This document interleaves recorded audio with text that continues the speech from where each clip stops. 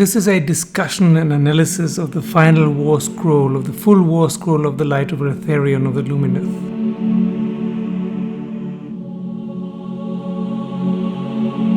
Hello, this is 60 Goblins and One Brush, and today we want to talk with you about the Light of Eltharion, the full war scroll, which is revealed now.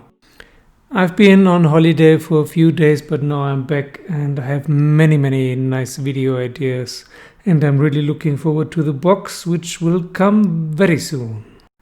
You know, I have undertaken several Eltharion death matches in which he mostly won. Most of the time he was the clear winner here, except maybe with Gotrek and Lady Olinda. This was before we got the final war scroll, the full war scroll. Let us have a look at it now. There are two more rules that we have not known about, and there's one rule which in its final wording is a bit misunderstandable. So, as we have known before, 7 wounds, 3+ unmodifiable save, 6 move, that's normal, 10 bravery, we didn't know that. I was thinking it was a high bravery, maybe 9, but 10 is already quite nice. And as we will see, this has ramifications, dire consequences for the enemy, of course. He has 4 attacks with his fang sword and 2 attacks with his Selenari blade, 2+ to hit, 3+ to wound, d3 damage. The fang sword has 3 rend and the Selenari blade 1 rend. Now the fang sword is especially strong when Eltharion charges. In the round he charged, all 2 wound rolls are also a 2+ instead of a 3+, and in addition a 6 to wound inflicts an additional mortal wound. Initially I read the rule in this way, that this extra mortal wound, this additional mortal wound, is only happening in the turn after the charge.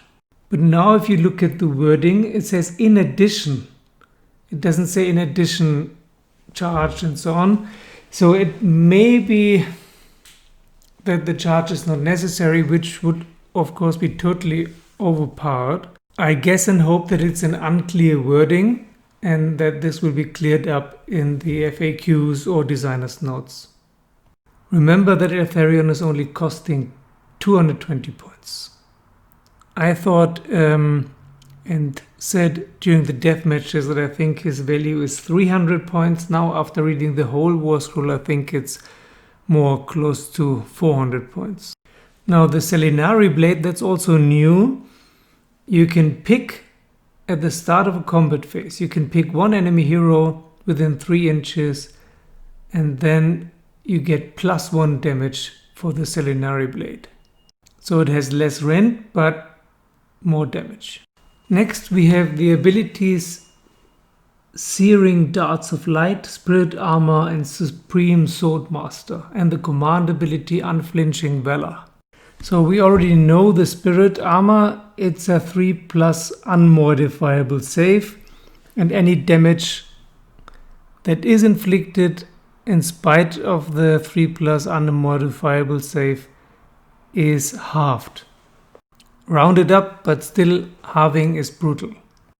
Then we have the Supreme Swordmaster, a 6 to hit is exploding 6, and you ignore negative modifiers when making hit rolls. So there's no more -1 to hit by Nurgle or Grots and so on. This guy really is a small version of Gotrek. But now there's even more. The Searing Darts of Light. It has been said that Eltharion is a magician, and it has been said there is a shooting attack.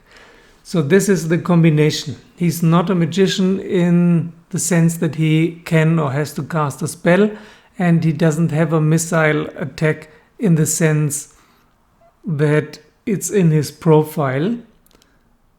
He doesn't have to shoot.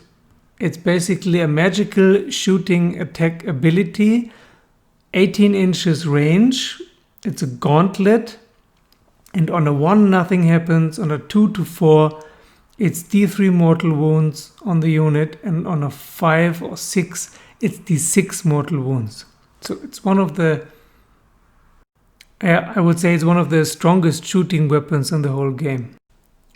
Mainly because it's an ability. You don't have to roll much. Only a 1 doesn't do anything. It's not a 3+2 hit, 3+2 wound, or you have to cast a spell on a 7 and then it gets unbound. But this is still not enough. There's the command ability Unflinching Valor. So you need a command point, but still it's very powerful. It's even more powerful than similar abilities by the Stormcasts. It's a 24-inch bubble of no battle shock.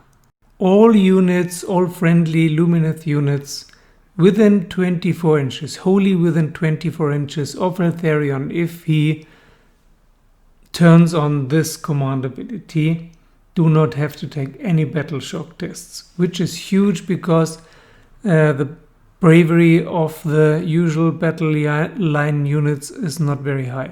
The Wardens and Sentinels have a bravery of 6, the Dawn Rider 7, and the Stone Guard I think 8. So this is a very powerful rule. So many people said recently that you would not take Teclis and Eltharion in the same list. But why not? I completely disagree. Teclis is 660 points, Eltharion 220 points, together that's 880. That's as much as Nagash, so in a 2000 points list, no problem. I would even add Cenari Cathala as well. And my elf specialist and I, we joked maybe you take Gotrek also as an ally. And then you have an invincible army. You just need a few battle line units of Wardens and then you destroy everything. So in my eyes, tell me what you think, but in my eyes Eltharion is much too cheap with all these abilities. And it is even not true what some people said, that he doesn't have any synergy rules. What else is this? This unflinching valor. It's amazing. So I would like to discuss with you in the comments below what you think about the Eltharion rules and his points costs. Please leave your comments below. Thank you for watching. Thank you for subscribing. And see you very soon with much more Lumineth content.